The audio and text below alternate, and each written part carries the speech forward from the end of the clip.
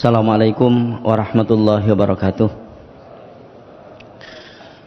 Alhamdulillahilladzi arsala rasulahu bil huda wa dinil haq liyudhhirahu 'alad dini kullihi wa kafa billahi syahida.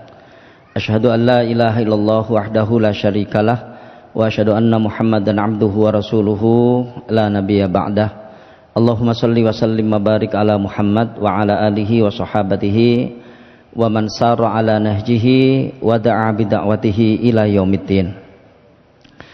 Para bapak, ibu dan saudara-saudara sekalian jamaah pengajian Masjid Namira yang saya hormati, alhamdulillah kita bersyukur kehadirat Allah Subhanahu wa taala. Malam ini kita dipertemukan kembali dalam sebuah kegiatan yang tentu mudah-mudahan ini memberikan manfaat buat kita semua dalam rangka upaya kita yang terus-menerus ingin meningkatkan keimanan dan ketakwaan kita kepada Allah Subhanahu wa taala. Sebelum saya menyampaikan materi ini, mungkin kita semua sudah tahu bagaimana Allah Subhanahu wa taala memberikan ujian kepada bangsa kita, khususnya di Sumatera Barat, Sumatera Utara dan di Nangro Aceh Darussalam. Bencana banjir dan longsor yang sedemikian dahsyat, dan itu kalau kita lihat dari fenomena semata-mata ilmu pengetahuan, maka itu karena adanya badai tertentu yang melintasi wilayah itu, termasuk di satu kota yang ada di Thailand, yang kalau kita lihat kemarin kalau tidak salah korbannya itu sudah, yang meninggal sudah lebih dari 1.000 orang dan masih ratusan orang yang hilang dan ratusan ribu mengungsi. Tentu bagi orang-orang yang beriman, bencana-bencana atau musibah-musibah itu harus dilihat dari sudut pandang keimanan, di samping sudut pandang yang lain. Karena ini terkait dengan kerusakan ekologi, maka berlaku firman Allah Subhanahu wa taala di surat Ar-Rum, "Dhaharal fasadu fil barri wal bahri bima kasabat aydin nas." Telah nampak kerusakan di lautan dan di daratan akibat ulah dari tangan-tangan manusia. Kalau kita lihat dari sisi atau dari sudut pandang keimanan, maka sebetulnya musibah itu dibagi 3. Pertama, ketika dia menimpa orang-orang kafir, maka itu adalah siksa yang didahulukan. Yang kedua, ketika menimpa orang-orang yang berbuat maksiat dan dosa, maka itu adalah sebuah peringatan. Dan ketika menimpa orang-orang yang beriman, maka itu adalah cara Allah Subhanahu wa taala untuk meningkatkan derajat orang itu di sisinya. Karena dalam sebuah hadis Rasulullah bersabda, "Innallaha idza ahabba imra'an ibtalahu." Sesungguhnya Allah Subhanahu wa taala ketika mencintai seseorang, maka Allah memberikan bala, Allah memberikan ujian kepada orang itu. Nah, saudara-saudara sekalian, kita di sini yang kebetulan tidak terkena musibah itu tentu berkewajiban minimal mendoakan mereka. Mudah-mudahan Allah Subhanahu wa taala memberikan pertolongan kepada mereka dan segera apa yang mereka alami sekarang ini bisa selesai dan kembali seperti sedia kala. Kenapa ini penting? Karena pada dasarnya orang-orang yang beriman satu dengan yang lainnya itu adalah satu kesatuan, dan karena itu sama sekali kita tidak boleh berpikir negatif bahwa mereka tertimpa ini itu karena ini itu dan seterusnya, karena apa yang mereka alami bisa saja suatu ketika kita yang mengalaminya. Dan saya kira kita berkewajiban untuk mendoakan mereka. Sekali lagi, mudah-mudahan Allah Subhanahu wa taala segera mengangkat musibah mereka dan segera menyelamatkan mereka dalam kondisi yang lebih baik dari yang ada sekarang. Bapak-Ibu sekalian, di dalam Al-Quran itu ada satu nabi yang namanya paling sering disebut oleh Allah Subhanahu wa taala. Nabi itu adalah Nabi Musa alaihissalam. Jadi Nabi Musa alaihissalam itu disebut namanya oleh Allah Subhanahu wa taala di dalam Al-Qur'an itu sebanyak 134 kali. 134 kali. Nabi Ibrahim kalau saya tidak salah itu 65 kali, begitu, itu nomor 2. Nah, kalau kita lihat Nabi Muhammad SAW itu disebut oleh Allah Subhanahu wa taala di dalam Al-Qur'an sebanyak 5 kali. Nabi Isa alaihissalam disebut oleh Allah dalam Al-Quran sebanyak 30 kali. Nah, karena Nabi Musa ini adalah Nabi yang namanya paling banyak disebut oleh Allah Subhanahu wa ta'ala di dalam Al-Quran, maka kisah-kisah Nabi yang paling banyak diungkap oleh Allah dalam Al-Quran adalah kisah Nabi Musa. Ya, nanti silakan dicek ya di dalam Al-Quran. Jadi Nabi Musa ini adalah nabi yang kisahnya banyak diangkat oleh Allah Subhanahu wa taala. Ada 2 kisah besar di situ ya. Jadi ada 2 jenis kisah besar di situ yang disampaikan oleh Allah Subhanahu wa taala terkait dengan Nabi Musa, yaitu kisah tentang perlawanan beliau kepada seorang diktator yang zalim yang bernama Fir'aun, dan kisah kehidupan beliau dengan sukunya yaitu Bani Israel. Dan kedua-duanya ini tidak gampang ya. Kalau Fir'aun itu mungkin setelah mereka ditenggelamkan, setelah Fir'aun dan bala tentaranya ditenggelamkan di Laut Merah, maka kisah Fir'aun bersama Nabi Musa itu selesai. Tetapi akhirnya berikutnya adalah kisah Nabi Musa dengan umatnya, yang itu tidak gampang, di mana kita lihat di dalam sejarah Bani Israel itu adalah suku bangsa paling bandel yang belum pernah ada tandingannya di dalam sejarah, dan itu banyak diungkap oleh Allah Subhanahu wa taala. Tentu ini sebagai sebuah pelajaran buat kita semuanya. Nah, sekalian, di samping itu ada kisah-kisah Nabi Musa yang diangkat oleh Rasulullah SAW di dalam hadis. Ya, kisah-kisah Nabi Musa yang diangkat oleh Allah Subhanahu wa taala di dalam hadis. Nah, salah satunya adalah hadis tentang hakikat kehidupan orang yang beriman itu seperti apa. Itu ada 7 di sini. Ya, berupa pertanyaan Nabi Musa alaihissalam kepada Allah Subhanahu wa taala. Nah, hakikat apa saja kita lihat di sini. Ya. Dari Abi Hurairah radhiyallahu an, ya, an Rasulullah sallallahu alaihi wasallam annahu qala, dari Rasulullah sallallahu alaihi wasallam bahwa beliau bersabda, sa'ala Musa rabbahu an sitti khisalin. Jadi Nabi Musa bertanya kepada Tuhannya tentang 7 perkara. Kana yadhunnu annaha lahu khalisatan. Nabi Musa menyangka bahwa jawaban dari pertanyaan itu adalah dia. Karena pertanyaannya itu semuanya mengawali dengan awalan kata siapa. Ya. Jadi Nabi Musa menganggap bahwa ada 6 pertanyaan. Nabi Musa menganggap waktu itu jawabannya adalah diri beliau. Wasabi'atu lam yakun Musa yuhibbuha. Sementara pertanyaan yang ke-7 Nabi Musa tidak menyukainya. Qala, ya, Nabi Musa bertanya, ya Rabbi, wahai Rabbku, ayyu ibadika atqa, siapakah hambamu yang paling bertakwa? Nah, Nabi Musa menganggap paling jawabannya saya, kira-kira begitu. Qala, ya, Allah berfirman, alladzi yadzakkaru wa la yansa. Jadi orang yang paling bertakwa itu adalah orang yang selalu mengingat Allah dan tidak pernah lupa. Karena kalau nanti jawabannya Nabi Musa misalnya, maka jawaban itu tidak berlaku bagi yang lain. Artinya orang lain tidak memiliki kesempatan untuk mendapatkan jawaban itu. Kira-kira seperti itu. Nah, nanti kita jelaskan satu persatu ini. Qala, pertanyaan kedua, fa ayyu ibadika ahda? Siapa hamba-hambamu ya Allah yang paling mendapatkan petunjuk? Qala alladzi yattabi'ul huda. Orang yang selalu mengikuti petunjuk. Itu orang yang paling mendapatkan petunjuk. Pertanyaan ketiga, qala, Nabi Musa mengatakan, fa ayyu ibadika ahkam? Siapakah hambamu yang paling bijak? Qala alladzi yahkumu lin-nasi kama yahkumu li nafsi, yaitu orang yang memberikan keputusan kepada manusia sebagaimana dia memberikan keputusan kepada dirinya sendiri. Qala, pertanyaan berikutnya, fa ayyu ibadika a'lam, siapa hambamu yang paling mengerti, yang paling alim?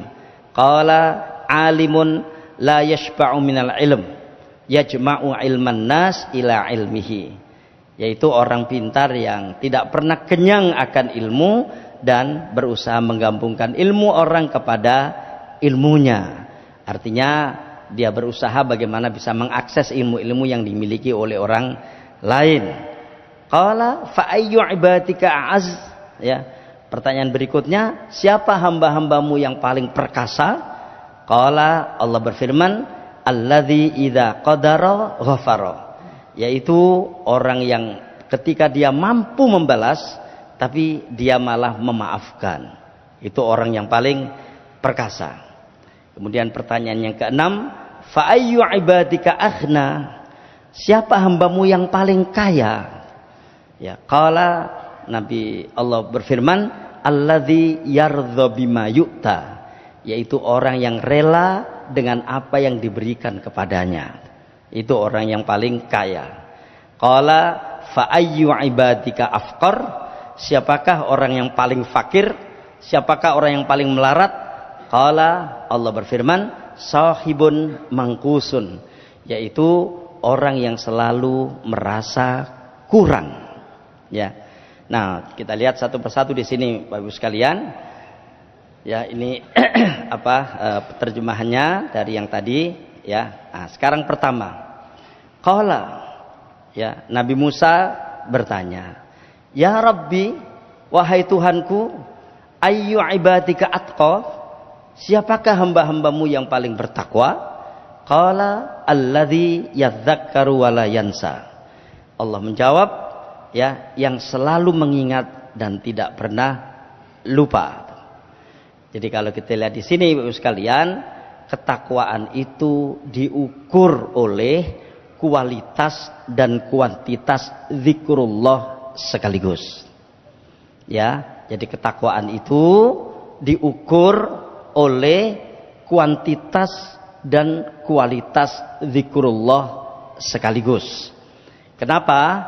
Karena ketika orang itu mengingat Allah Subhanahu wa taala, maka orang ini akan berada di puncak kewaspadaan dan kehati-hatian dia dalam berperilaku dan dalam berbuat.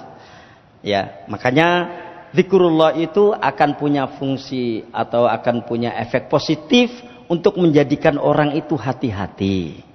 Ya, zikrullah itu sekalian itu punya efek positif untuk menjadikan orang itu waspada, tidak gampang berbuat yang tidak gampang melanggar perintah Allah, tidak gampang melaksanakan hal-hal yang menjadikannya jauh dari Allah Subhanahu wa taala.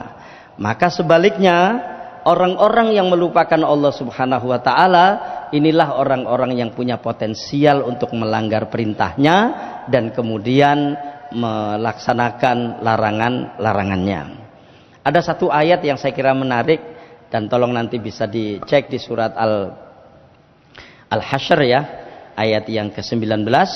Di situ Allah berfirman begini, wala takunu kalladzina nasullaha fa ansahum anfusahum ulaika humul fasiqun. Janganlah sekali-kali kalian seperti orang-orang yang melupakan Allah, yang karenanya Allah Subhanahu wa taala menjadikan mereka lupa kepada diri mereka sendiri. Ya, saya ulang sekali lagi, janganlah sekali-kali kalian seperti orang-orang yang melupakan Allah, yang karenanya kemudian Allah menjadikan mereka lupa terhadap diri mereka sendiri. Jadi mereka lupa terhadap diri mereka sendiri itu bukan berarti mereka lupa namanya, mereka lupa nama istrinya, lupa nama anak-anaknya, bukan. Tapi lupa kesejatiannya sebagai manusia. Ya, sekali lagi, lupa kesejatiannya sebagai manusia dan sebagai hamba Allah Subhanahu wa ta'ala. Inilah bahayanya kalau orang itu melupakan Allah Subhanahu wa taala. Maka Bapak sekalian, tidak ada ceritanya orang-orang yang melupakan Allah itu kemudian rajin beribadah. Ya, tidak ada ceritanya orang-orang yang melupakan Allah itu kemudian rajin melakukan kebaikan. Justru ketika mereka melupakan Allah Subhanahu wa taala, mereka selalu berada di orbit kesalahan, di orbit dosa-dosa, dan di orbit kemaksiatan. Ini ada seorang sahabat yang bernama Abdullah bin Mas'ud, ya, ketika disuruh mendefinisikan ketakwaan, itu ada 3 ini. Apa sih takwa itu? Itu ya. Kan kalau kita lihat takwa itu sering dimaknai, dan itu tidak salah. Ketika khutbah Jumat misalnya, mari kita tingkatkan ketakwaan kita kepada Allah dengan melaksanakan perintah-perintahnya, dengan menjauhi larangan-larangannya, ya kan? Maka ketika Abdullah bin Mas'ud ditanya tentang takwa, beliau menjawab dengan 3 hal ini. Pertama, an yuta'a fala yu'sa. Hendaklah Allah itu ditaati dan tidak didurhakai. Ya, hendaklah Allah itu ditaati dan tidak didurhakai. Itu yang pertama. Yang kedua, wa an yudhkara fala yunsa. Ya, diingat tidak dilupakan. Ya, yang kedua. Yang ketiga, wa an yushkara fala yukfar, dan disyukuri tidak dikufuri. Sebetulnya Bapak sekalian, ketika seorang mukmin itu melakukan 3 hal ini, menurut saya wallahu a'lam bishawab, itu sudah selesai persoalannya dalam melaksanakan agama. Ya, selesai persoalannya dalam melaksanakan agama. Tapi pernyataannya, ya, pelanggaran-pelanggaran yang kita lakukan itu selalu terkait dengan 3 persoalan ini. Ya, jadi pelanggaran-pelanggaran yang kita lakukan, ya kita gentle aja ya mengakui, itu selalu terkait dengan 3 persoalan ini. Terkait dengan kedurhakaan, terkait dengan melupakan Allah, dan terkait dengan keingkaran atau kekufuran kita atas nikmat-nikmat Allah. Makanya kalau kita lihat di sini kelihatannya sederhana, tapi ini adalah inti orang itu di dalam beragama. Ya, inti orang itu di dalam beragama. Kalau kita lihat sekarang ini, ketika kehidupan itu selalu menjadikan materi sebagai pijakan utamanya, maka biasanya akan terjadi pelanggaran-pelanggaran dalam 3 hal ini. Ya. Allah gampang didurhakai, Allah gampang dilupakan, dan Allah Subhanahu wa taala gampang dikufuri. Nah, makanya pertanyaannya Nabi Musa tadi, ya Allah, ya, siapa hambamu yang paling bertakwa? Maka Allah menjawab, alladzi yadzakkaru wa la yansa. Orang yang selalu mengingat dan tidak lupa. Ya. Nah, globalitasnya atau secara keseluruhannya, inilah definisi takwa yang mesti harus berusaha kita pegangi. Sederhana yang disampaikan Ibnu Mas'ud ini, tapi ini adalah inti dari kehidupan keagamaan kita itu. An yuta'a wa la yu'sa. Hendaklah Allah itu ditaati, tidak didurhakai. Wa an yudhkara fala yunsa. Diingat, tidak dilupakan. Wa an yushkara fala yukfar, dan disyukuri, tidak dikufuri. Nah, lihat ketiganya ini Bapak sekalian, ini akan sangat terkait dengan perilaku kita sehari-hari. Sebetulnya salah satu tujuan kita mengaji seperti ini, atau mengaji di tempat-tempat yang lainnya yang juga seperti ini, kita ingin merumuskan kehidupan kita dalam 3 pilar penting ini. Ya, kita ingin merumuskan kehidupan kita dalam 3 pilar penting ini, karena ketiga pilar inilah yang akan menentukan positioning kita di hadapan Allah Subhanahu wa taala terkait cara kita di dalam melaksanakan agama. Ya, terkait cara kita di dalam melaksanakan syariat agama. Ditaati, tidak didurhakai, diingat, tidak dilupakan, disyukuri, tidak dikufuri. Nah, coba kita lihat masing-masing ini dan kita coba melihat dalam diri kita masing-masing terkait dengan 3 hal ini, nanti kita akan jadi tahu siapa diri kita ini yang sebenarnya. Sekali lagi kita lihat satu persatu dari 3 hal ini ya, dan nanti kita akan tahu tentang siapa diri kita yang sebenarnya di hadapan Allah Subhanahu wa taala terkait dengan 3 rumusan ini. Itu pertanyaan pertama. Pertanyaan yang kedua, fa ayyu ibadika ahda? Musa bertanya, siapa hambamu yang paling mendapatkan petunjuk? Ya, siapa hambamu yang paling mendapatkan petunjuk? Tentu kalau kita melihat orang per orang, maka pantas Nabi Musa mengatakan paling jawabannya saya, karena beliau adalah seorang nabi, dan seorang nabi dan rasul itu adalah kumpulan orang-orang terpilih yang mendapatkan petunjuk dari Allah Subhanahu wa taala. Jadi kalau jawabannya itu orang per orang, tentu pertanyaan ini akan dijawab dengan engkau wahai Musa. Tapi Allah Subhanahu wa taala ingin membuat sebuah definisi yang orang-orang lain pun bisa untuk mendapatkan jawaban dari pertanyaan itu, meskipun dia bukan nabi, meskipun dia bukan rasul, meskipun dia bukan orang-orang yang pilihan yang sebagaimana Allah sebutkan di dalam Al-Quran. Artinya jawaban ini bisa menjadi peluang bagi siapa saja untuk mendapatkannya, kira-kira seperti itu ya, bisa menjadi peluang bagi siapa saja untuk mendapatkannya.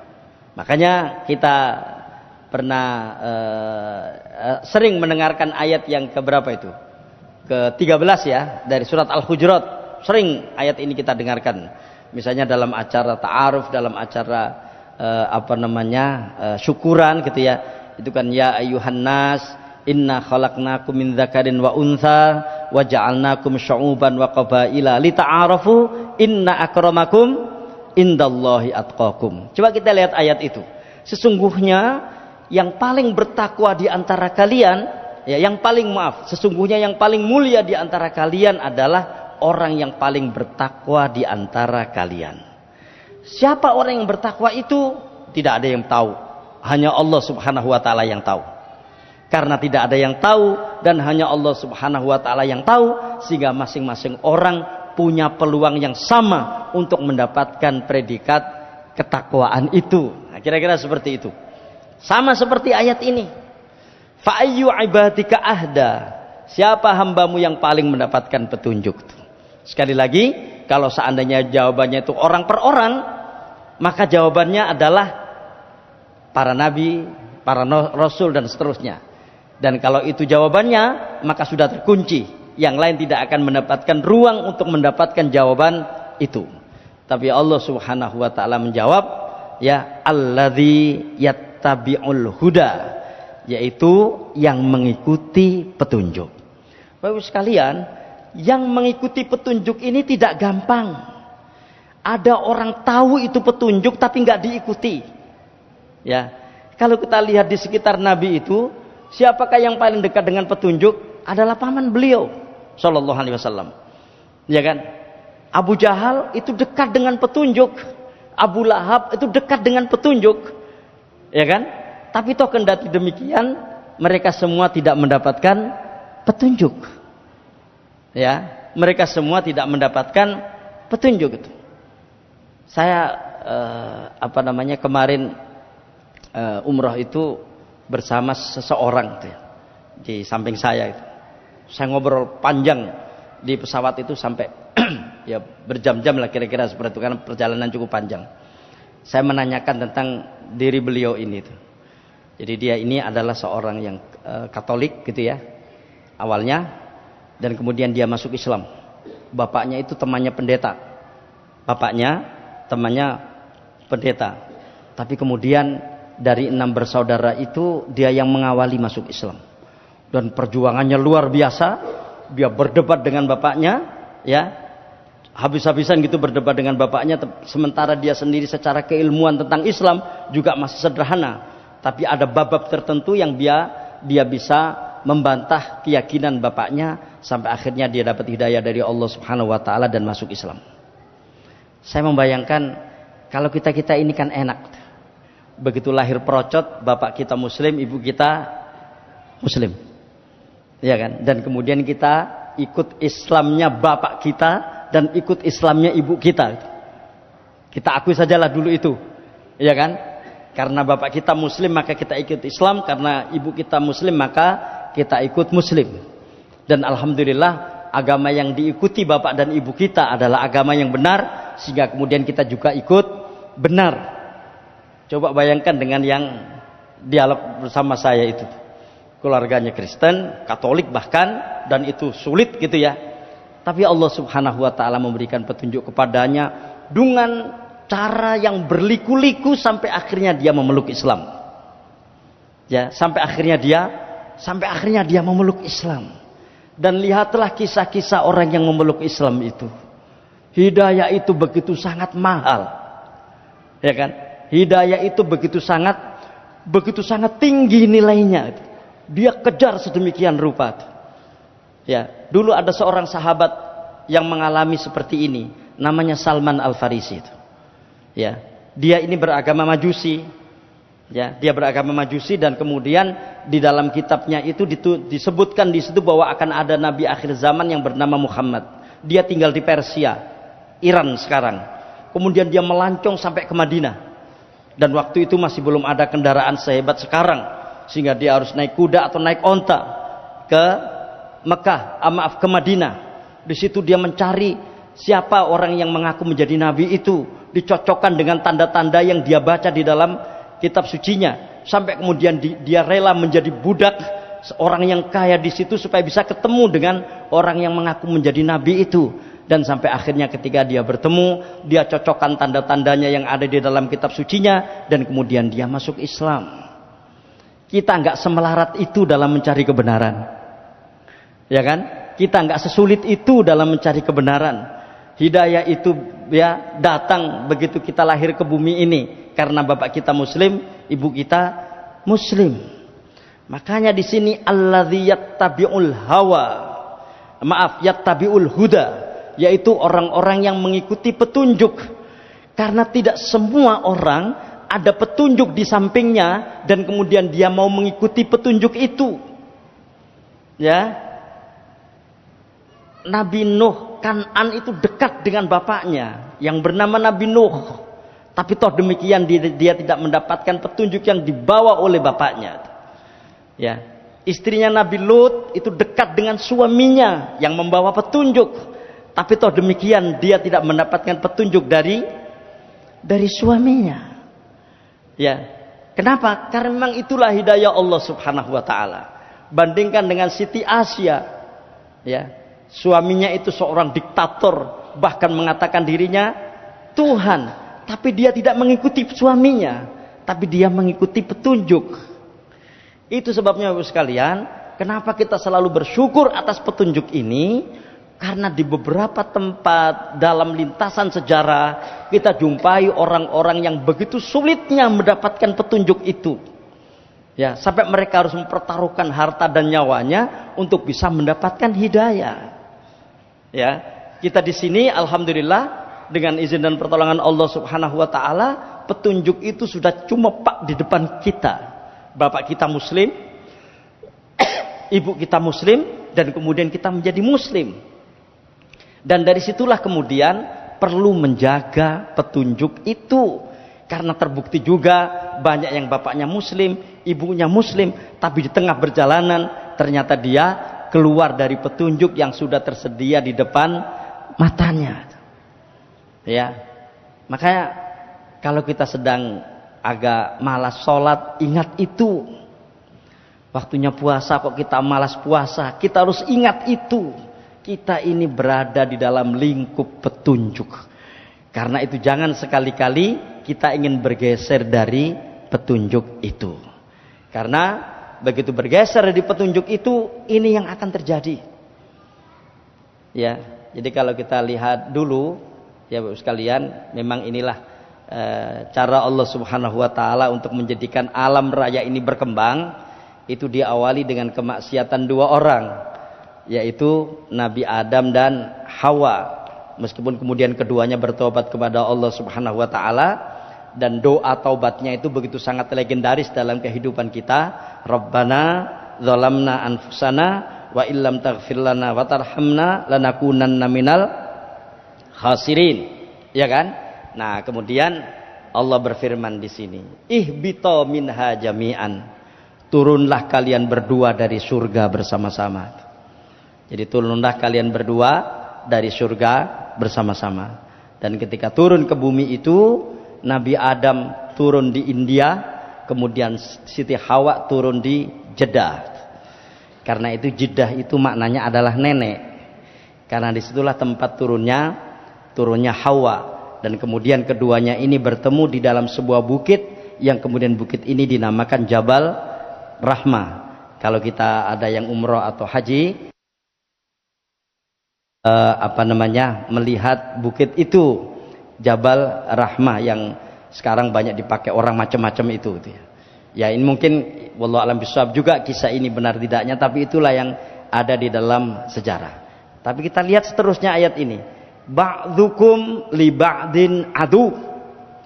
Saat itu kalian akan bermusuhan satu dengan yang lain. Ya. Jadi dari awal Allah Subhanahu wa taala mentitahkan manusia itu punya watak memusuhi saudaranya. Ya, punya watak memusuhi saudaranya. Dan karena itulah maka akan terbagi kepada dua golongan besar, di mana golongan pertama adalah fa imma ya'tiyannakum minni hudan faman tabi'a hudaya fala yadhillu wala yashqa. Ya, jika datang kepada kalian petunjuk dariku, maka ketahuilah barang siapa mengikuti petunjukku, dia tidak akan sesat dan dia tidak akan celaka. Apa maknanya?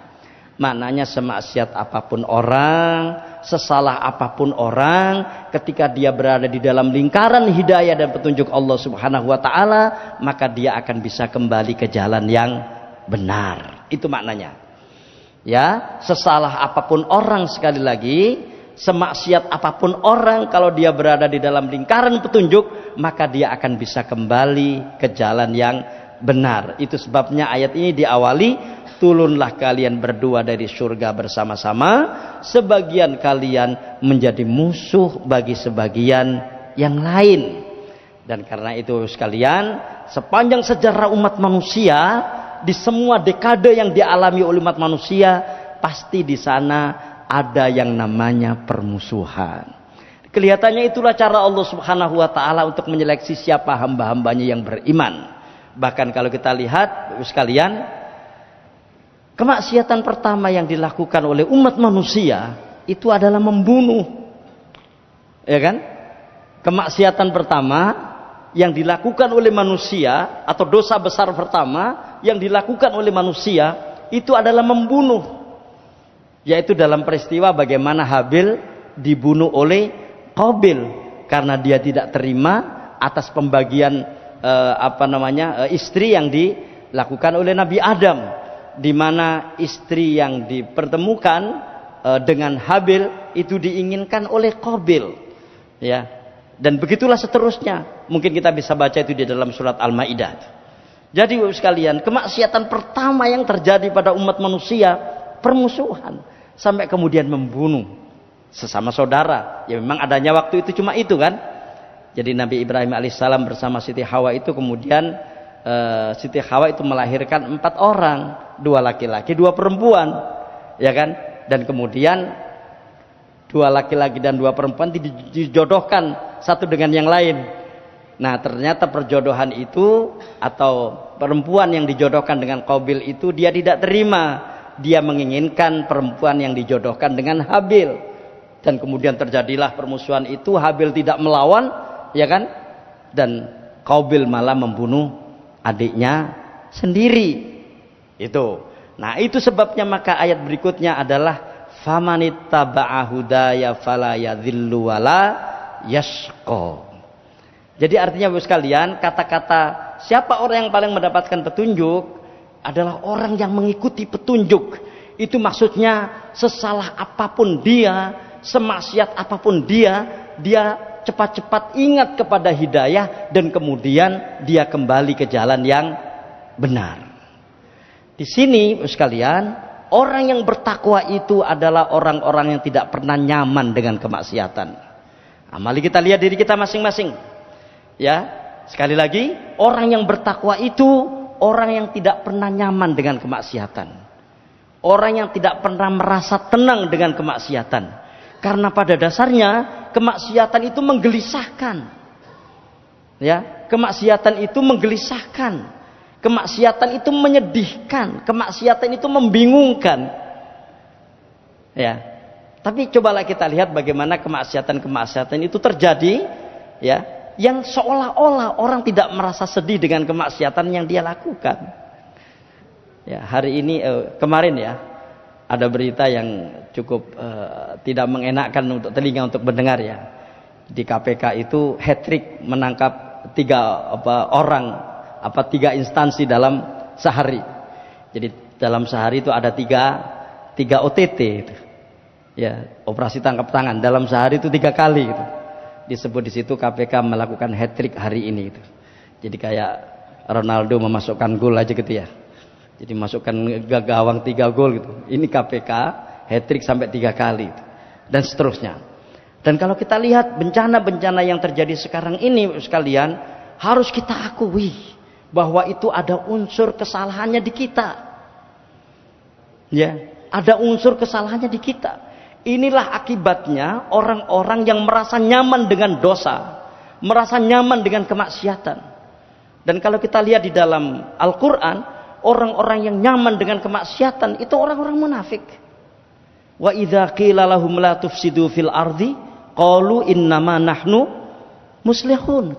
Ketika dikatakan kepada mereka, kamu jangan berbuat kerusakan di muka bumi. Oh enggak, saya tidak membuat kerusakan di muka bumi. Saya justru membuat perbaikan di muka bumi, katanya itu. Ala innahum humul mufsiduna walakin la yash'urun. Ketahuilah mereka itu adalah orang-orang yang membuat kerusakan, sementara mereka tidak merasa membuat kerusakan. Itu yang membahayakan Bapak Ibu sekalian. Yang membahayakan kita itu di situ. Bahwa kita berbuat dosa tapi tidak merasa berbuat dosa, ya, berbuat maksiat tapi nggak merasa berbuat maksiat. Karena itu orang-orang yang mendapatkan petunjuk adalah orang-orang yang sangat-sangat sensitif terhadap kemaksiatan. Ya, jangankan yang besar, yang kecil pun dia cepat merasa, oh iki dosa, oh iki gak kena, oh iki gak oleh gitu. Meskipun ini sulit, ya, tapi cobalah kita lihat diri kita masing-masing. Karena masing-masing orang akan tahu tentang kadarnya sendiri-sendiri dalam bab itu. Makanya di sini disebut famanittaba'a hudaya. Siapa yang selalu mengikuti petunjuk fala yadhillu wala yashqa, maka dia tidak akan tersesat dan dia tidak akan celaka. Pertanyaan kedua. Pertanyaan ketiga, qala fa ayyu ibadika ahkam? Ya, siapa hambamu yang paling bijak? Ya Allah, siapa hambamu yang paling bijak? Sekali lagi, Allah tidak menjawab orang per orang. Tidak menjawab Nabi Musa, juga tidak menjawab dengan jawaban nama orang yang lain. Tapi Allah Subhanahu wa ta'ala menjawab dengan jawaban definisi. Orang yang bijak itu adalah alladzi yahkumu linnas kama yahkumu li nafsihi. Yang memberi keputusan kepada manusia seperti dia memberi keputusan kepada dirinya sendiri. Ya. Jadi memberi keputusan kepada manusia seperti dia memberi keputusan kepada dirinya sendiri. Bapak sekalian, di dalam Al-Qur'an itu saya sudah pernah menyampaikan, kalau tidak saya, ada satu surat namanya surat Al-Mutaffifin. Surat tentang mengurangi takaran dan timbangan. Kita lihat itu ayat kedua dan ketiganya itu. Wailul lil mutaffifin. Celaka bagi orang-orang yang mengurangi takaran dan timbangan. Alladzina idzaktalu 'alan nasi yastaufun. Ya, yaitu orang-orang yang manakala orang lain menimbang untuknya itu selalu dipenuhi. Wa idza kaluhum aw wazanuhum yukhsirun. Tapi ketika dia menimbang untuk orang lain itu dikurangi. Coba kita lihat itu. Saya beberapa kali menyampaikan, berapa sih yang bisa ditambah, berapa sih yang bisa dikurangi? Ya sedikit, ya sedikit, nggak banyak. Sama ketika orang itu menjual baju, menjual kain, berapa sih yang bisa dikurangi? Berapa senti sih? Kan maksimal menurut saya maksimal kan 3 senti gitu kira-kira itu. 5 senti kan sudah ketahuan. Tapi demikianlah orang yang mutaffifin itu, ya kan? Dia memperlakukan orang lain tidak sebagaimana dia menginginkan orang lain memperlakukan dirinya. Jadi ketika orang lain menimbang untuknya itu dipenuhi, tapi ketika dia menimbang untuk orang lain itu dikurangi gitu. Kira-kira begitu. Ya kan? Nah, sekalian, kata Allah Subhanahu wa taala, siapa orang yang paling bijak itu? Yaitu orang yang memberikan keputusan kepada manusia sebagaimana dia memberikan keputusan kepada dirinya sendiri. Karena biasanya orang itu lebih pintar untuk membuat satu bentuk keadilan kepada orang lain, sementara dia tidak bisa adil kepada dirinya sendiri. Ya, kenapa? Karena ada kepentingan. Ya, karena ada kepentingan. Lihat, ini ada hadis ini. Ini hadis riwayat Imam Muslim ini. Faman ahabba an yuzahzaha anin nar wa yadkhulal jannata falta'tihi maniyatuhu wa huwa yu'minu billahi wal yaumil akhir. Barang siapa yang ingin dijauhkan dari neraka dan masuk ke dalam surga, hendaklah ketika mati dia dalam keadaan beriman kepada Allah dan hari akhir. Is okay. Ya, ini adalah sesuatu yang paten seperti ini. Jadi siapa yang ingin masuk surga kira-kira seperti itu, maka hendaklah dia menjemput kematiannya dengan beriman kepada Allah dan hari akhir. Yang kedua ini sekalian, karena yang terkait dengan hubungan kita dengan orang lain, wal ya'ti ilan nasi alladzi yuhibbu an yu'ta ilaihi. Dan hendaklah dia berperilaku kepada orang lain sebagaimana dia suka diperlakukan orang lain seperti itu. Difahami ya? Karena seringkali yang terjadi itu adalah ya, orang itu ingin dihormati orang lain, tapi dia tidak menghormati orang lain itu. Ya.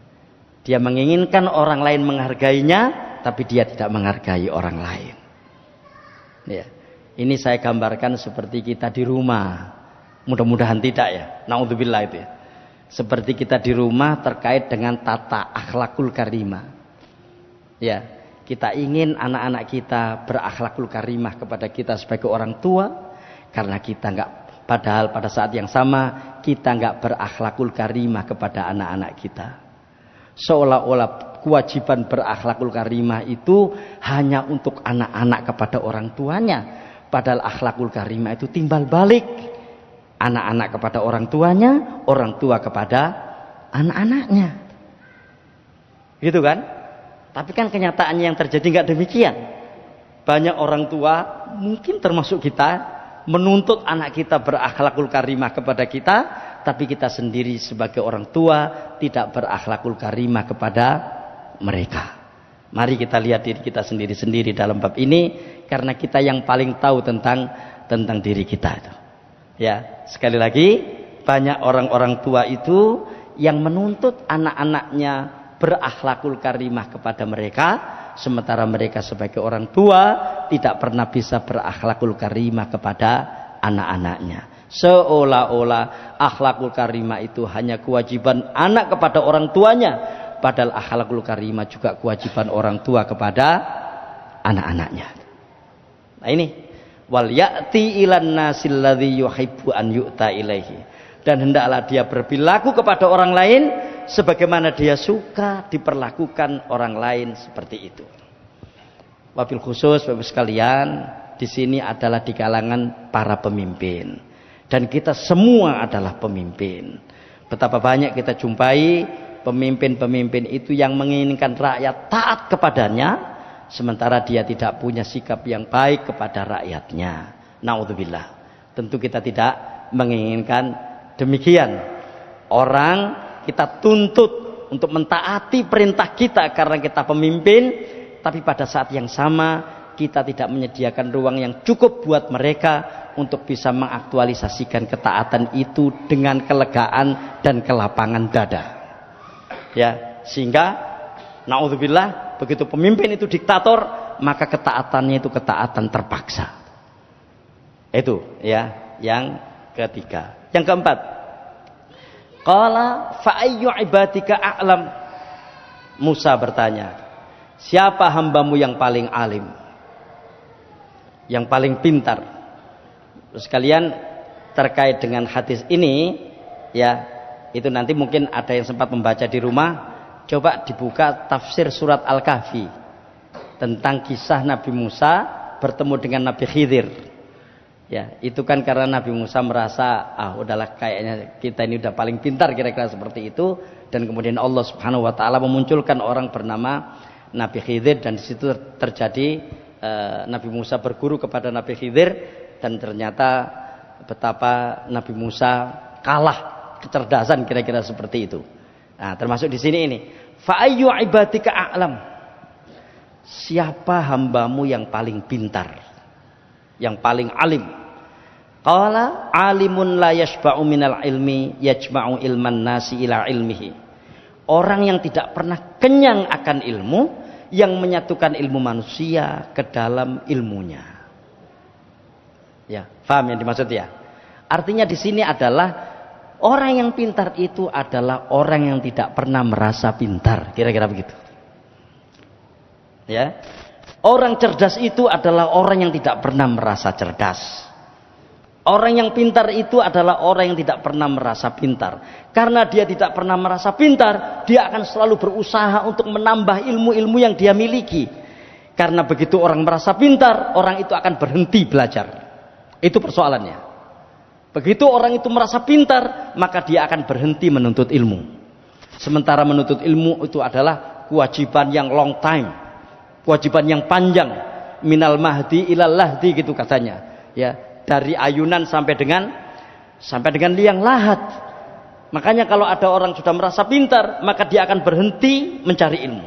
Begitu dia berhenti mencari ilmu, maka akan berhenti pula kuantitas amal perbuatannya untuk bertambah.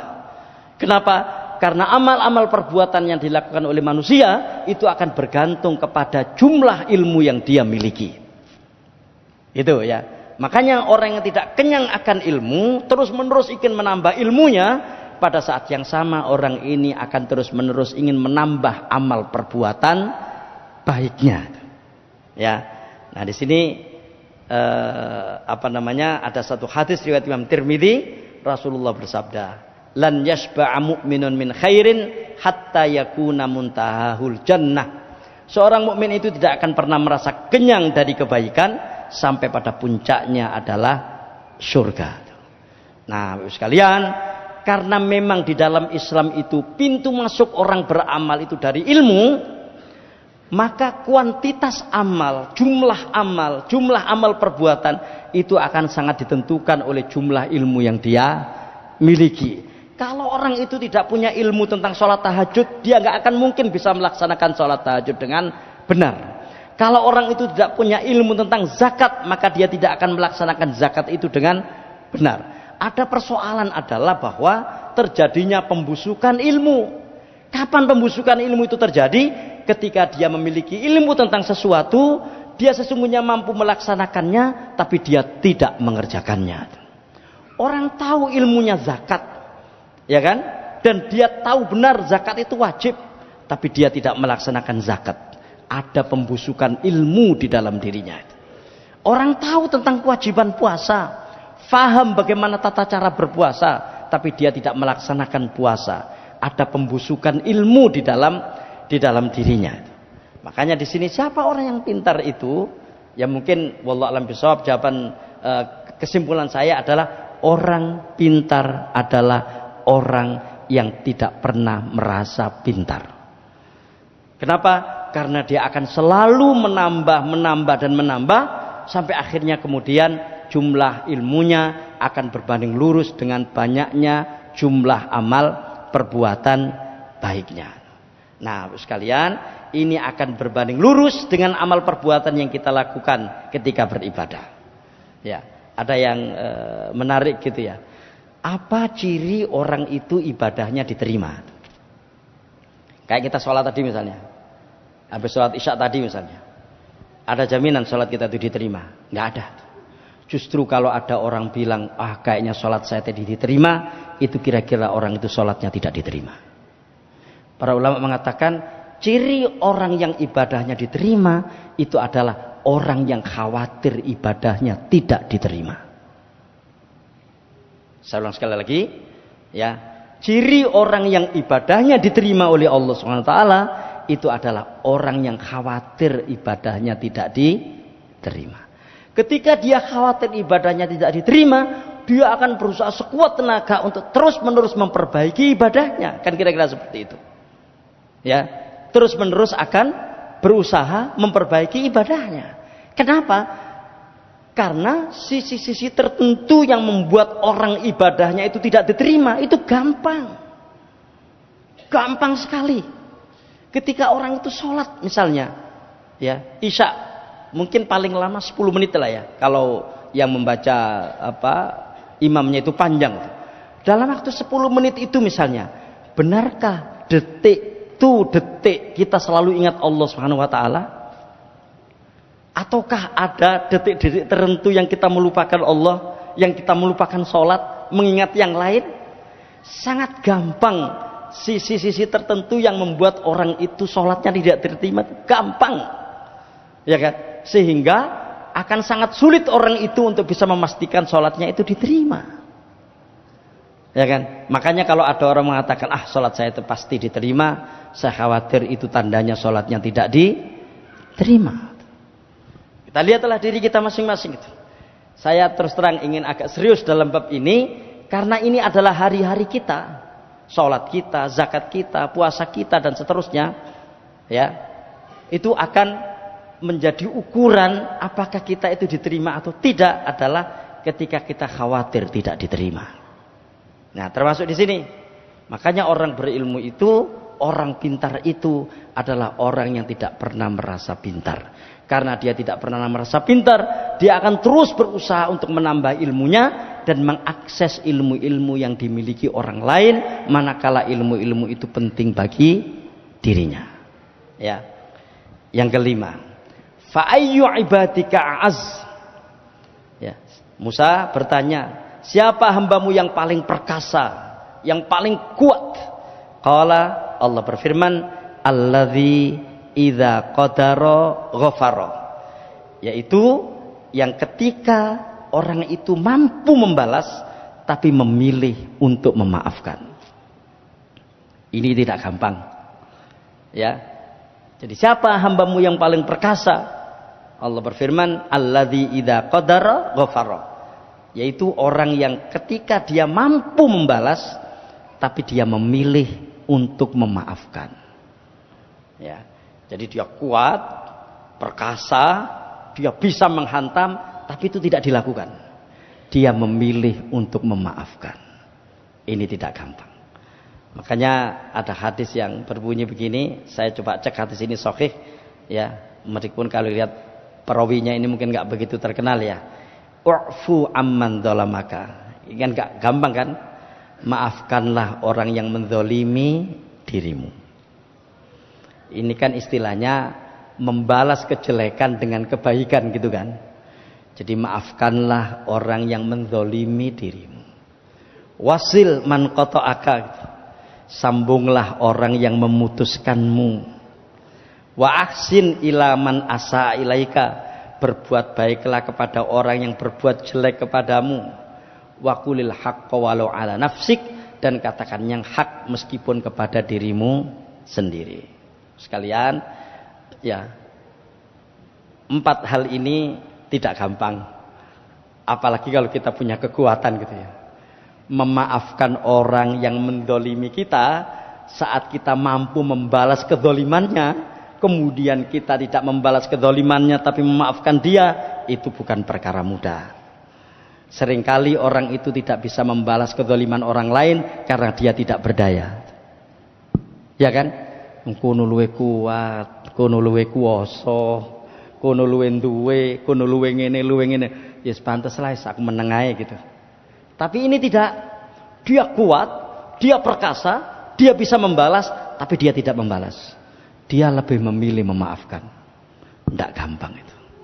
Termasuk yang kedua ini, wasil man qata'aka.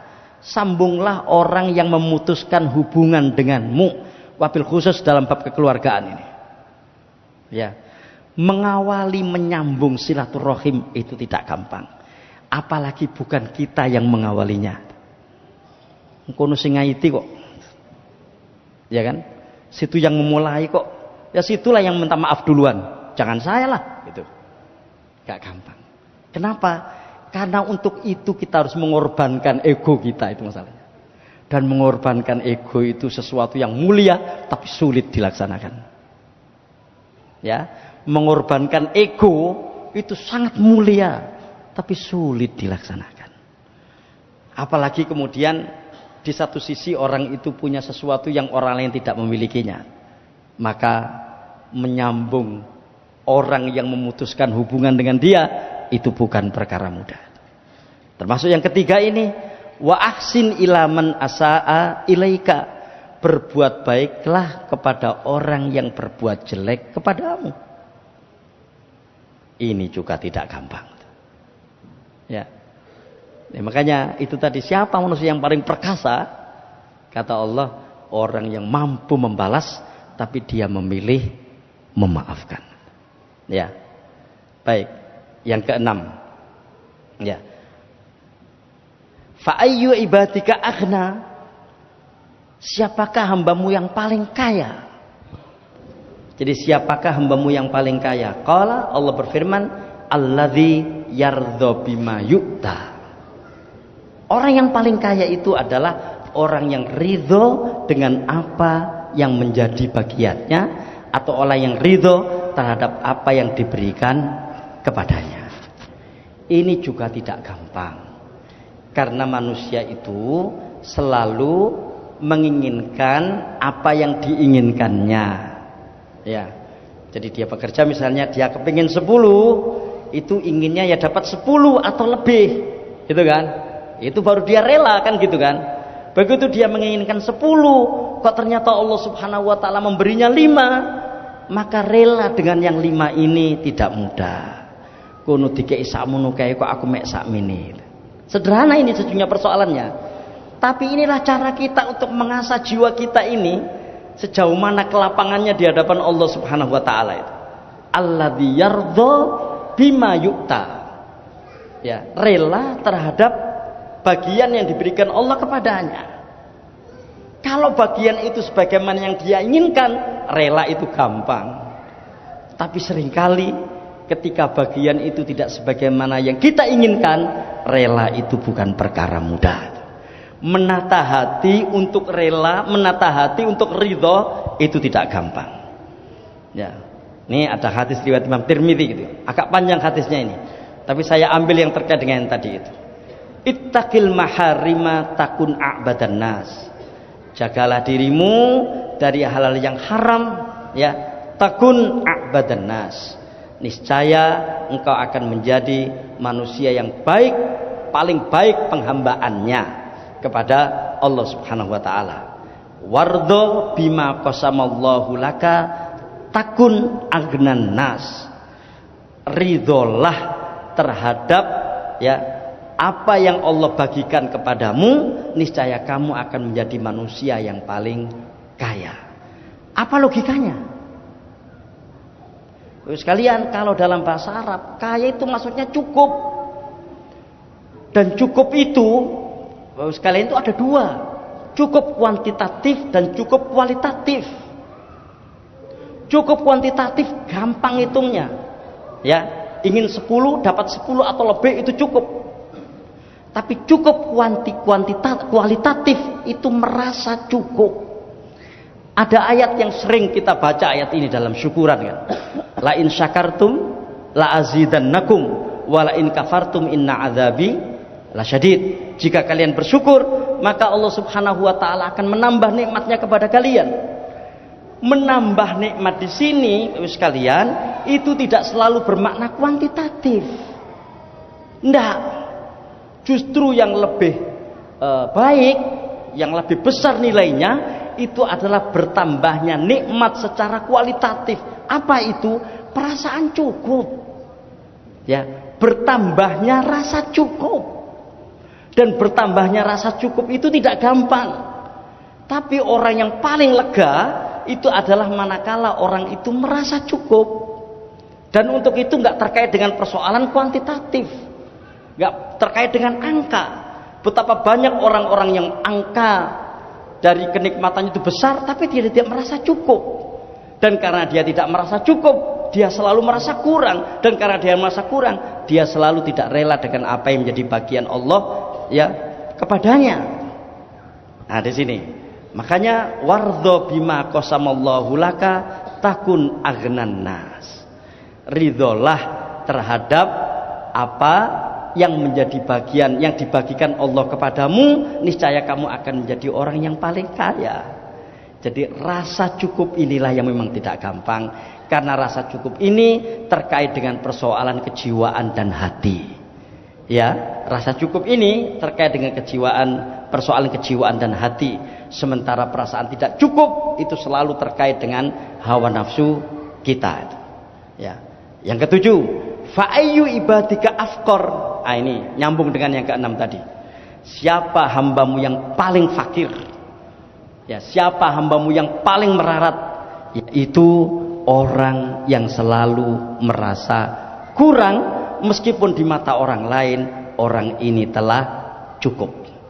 Dan jangan sekali-kali kita termasuk yang nomor 7 ini. Assalamualaikum warahmatullahi wabarakatuh.